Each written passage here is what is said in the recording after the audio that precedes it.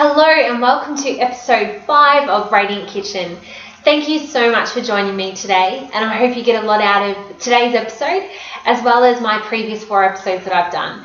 And of course, this program is all about what you want. So today I am going to be talking about bread, thanks to Kylie. That was her idea. So if you've got any more ideas, please let me know. Next week I will be doing cheese for all you cheese lovers out there, because I know I'm a cheese lover. So let's get straight into today's episode. I will be talking about a myth, an exercise myth to be specific. I will be talking about a superfood, and I will of course be talking about bread, the good and the bad options. So let's get straight into today's episode. First off, let's talk about the exercise myth. So do you need to work really hard, really push yourself, really sweat it out every single exercise session that you do? And this is a personal thing. There's a lot of different conflicting information out there, but this is what I believe in and what makes sense. And that is that no, you don't need to absolutely flog your body in every single exercise session that you do. You really need to look after your body.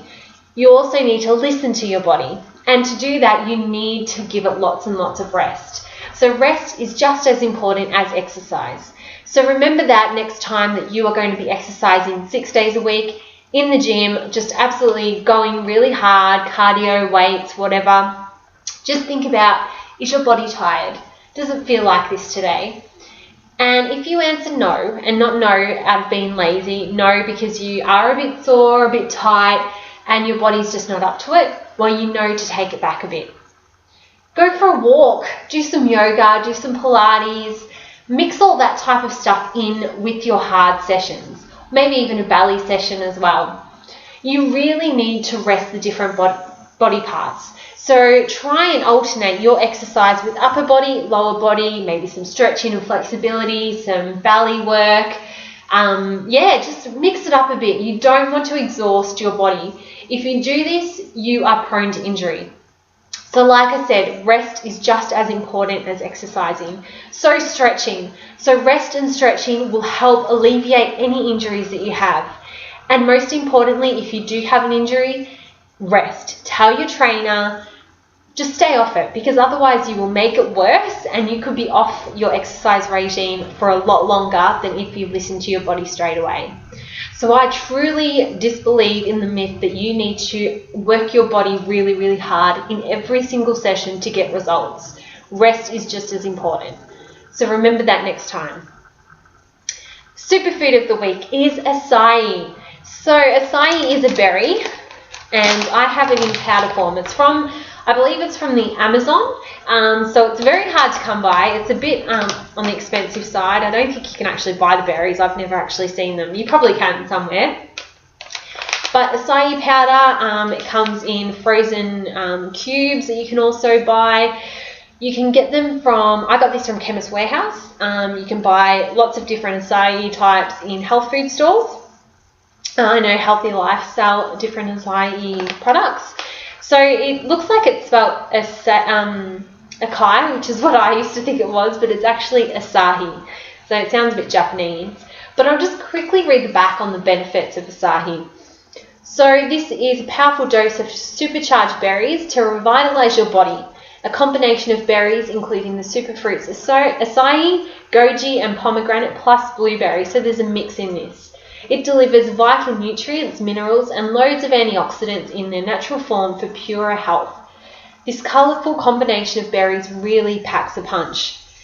It's full of antioxidants, which increases your energy production. It's low GI, so it helps manage your sugar cravings, which is very important for all you sweet tooths out there. It strengthens your natural immunity. It gives you it's potent antioxidant to protect and support better cellular health. By adding acai berry powder to your diet every day, you are taking in pure whole food nutrients that are naturally absorbed for optimal benefits.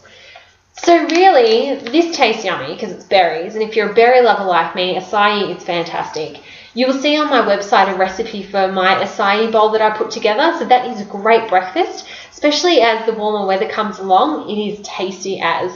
You can also add these to, you can add it to anything really. Add it to your smoothies, add it to your porridge, add it to your yogurt.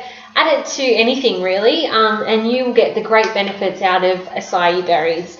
It is just, do I need to say more really compared to what I just read out on the back?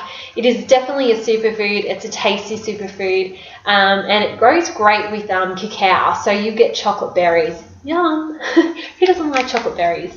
So keep that in mind. Like I said, I got this from Chemist Warehouse, or you can go to your local health food store and hopefully they will sell acai. So give it a go and let me know what you think about that. So on to our food group today, and it is bread. I don't know why I didn't come up with this. I was stuck this week. I was saying to my husband, Dean, what am I going to do? So I asked for you guys' help on the Facebook page, and he came up with bread, and I don't know why I didn't think of it. But anyway, let's get into it. I've got 4 different loaves of bread here, white through to wholemeal through to grains. And I'm going to be looking at the carbohydrate content, the dietary fiber content, and the sugar content. So I am going to start with, I think I'll just pick a bread and we'll go from there. So my first one that I have is Abbott's Village Bakery Farmhouse Wholemeal.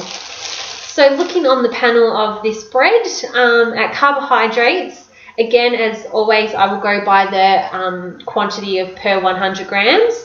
So carbohydrates, there is 42.5 grams per 100 grams of carbohydrates. There is 3.8 grams of sugar per 100 grams and 6.3 grams of fibre, dietary fibre per 100 grams. The next loaf I have is Tip Top 9 grain wholemeal. See that there? Let's look at this panel. All right, carbohydrates, we are looking at 30.6 grams per 100 grams. And let me just look back at the Abbott's Village. 42.5 grams per 100 grams of carbohydrates in the Abbott's Bakery. So that's quite a bit more in the Abbott's Bakery. Sugars, 1.9 grams compared to 3.8 grams, so a lot less sugar in this loaf.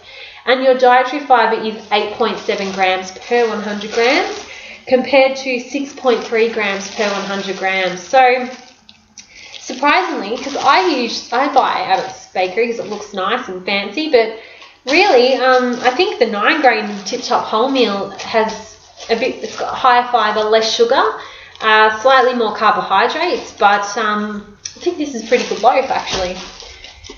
And the other one that I'm going to compare of wholemeal is your Tip Top The One.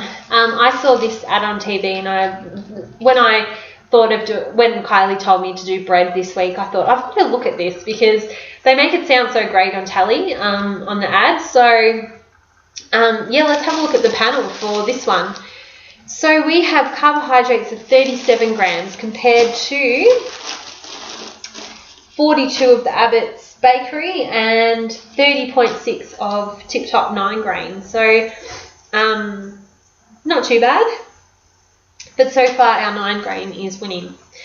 Sugars, we have 3.1 grams compared to 1.9 in the 9 grains and 3.8. So we're looking at similar to the Abbott's Bakery one. And dietary fibre is 8.5 grams compared to 8.7 of the 9 grains and 6.3. So I think Abbott's Bakery, let's give this one the flick, I think. I'm really surprised. I love doing these Radiant Kitchen episodes for you because I learn a lot too. So far, Tip Top, wholemeal and 9 grains are the way to go. And of course I had to buy a white loaf because I wanted to show you how not great white bread is pretty much. So I have gone with Abbott's Village Bakery white.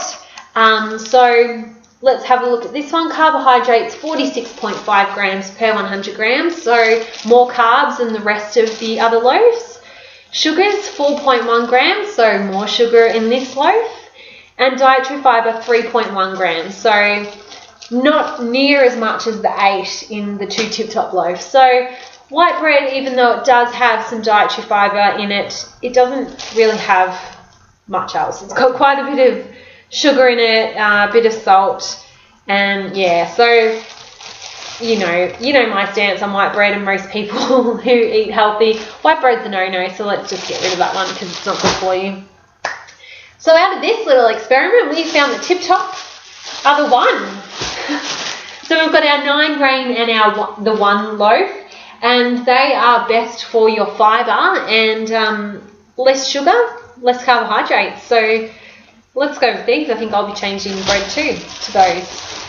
And for those gluten-free of you out there, I eat gluten-free most of the time now with bread, because I did a little experiment of noting down how different foods make me feel, and seedy bread actually made me really bloated. So I've now gone to gluten-free. So with your gluten-free, again, just look at the fibre content. Just be careful of the sugar content, because I know with a lot of gluten-free products, they remove the gluten and they put in the sugar to make the taste.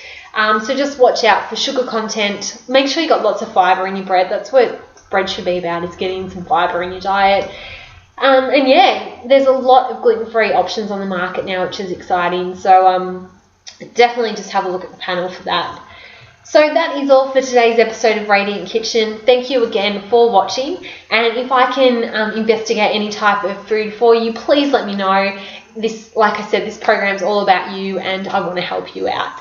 And plus, I find it really interesting. Have a wonderful day, and I will speak to you again next week. Bye.